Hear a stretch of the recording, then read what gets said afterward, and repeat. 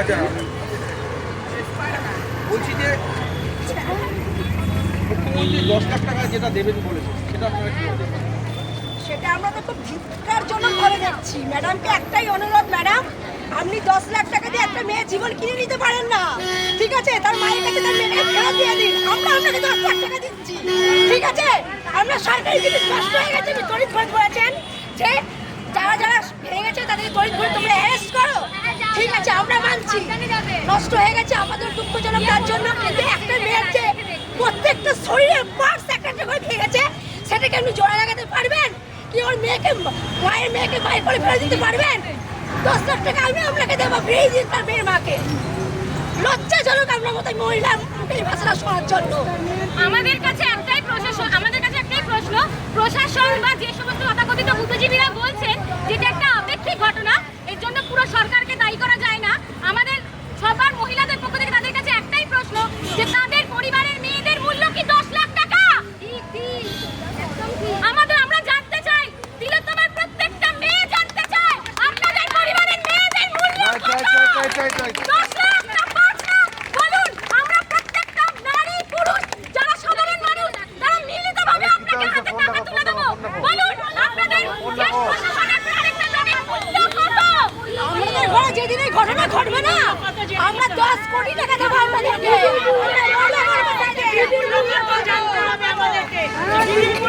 আমরাও দিতে দেবো 10 লাখ কেন 50 লাখ দেবো দিদিকে।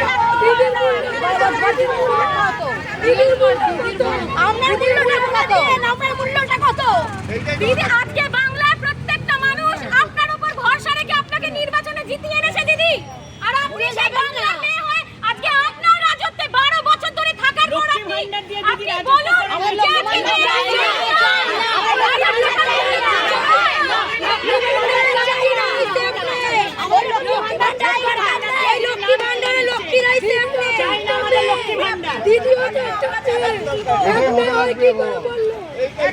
এটাই চাই এখন। আমাদের লক্ষ্মী ভান্ডার চাই না,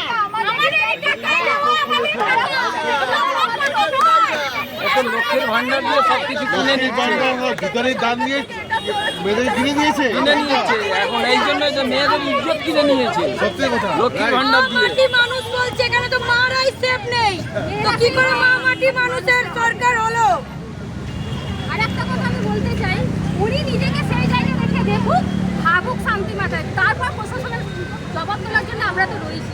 আচ্ছা, আপনাদের কেন মনে হচ্ছে যে মুখ্যমন্ত্রী বিপরীত মানে মানসিকতা পোষণ করছেন?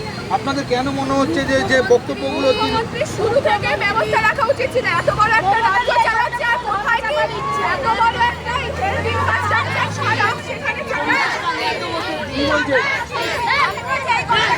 উনি চাপাইয়ার চেষ্টা করা হচ্ছে। কেন?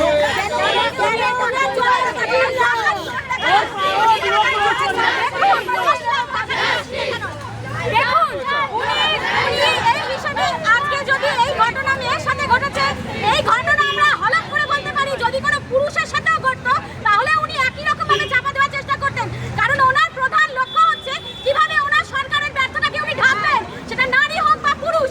আমরা ধিক্কার জানাই ওনার এরকম মতামতকে। আচ্ছা, সিপি পুলিশ কমিশনার বা পুলিশের যে ভূমিকা সেটা আপনারা কিভাবে দেখছেন? জঘন্য মহিলা, আপনার মেয়েরা কোনো দিক দিয়েই উনি সুবিচার করেন না। উনি নারী হয়ে নারী একটা ফলো পুলিশের কথা বলছি।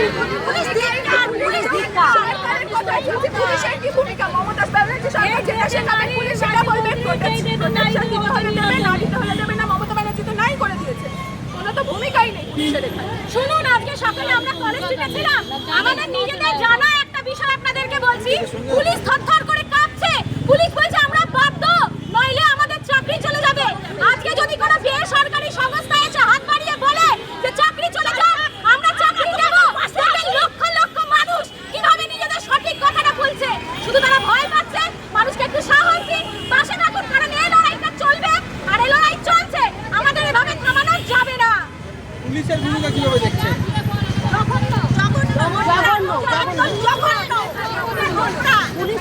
আমরা যতদিন না বিচার পাচ্ছি ততদিন আমরা এমনি রাস্তায় নামবো। ওনার বিচার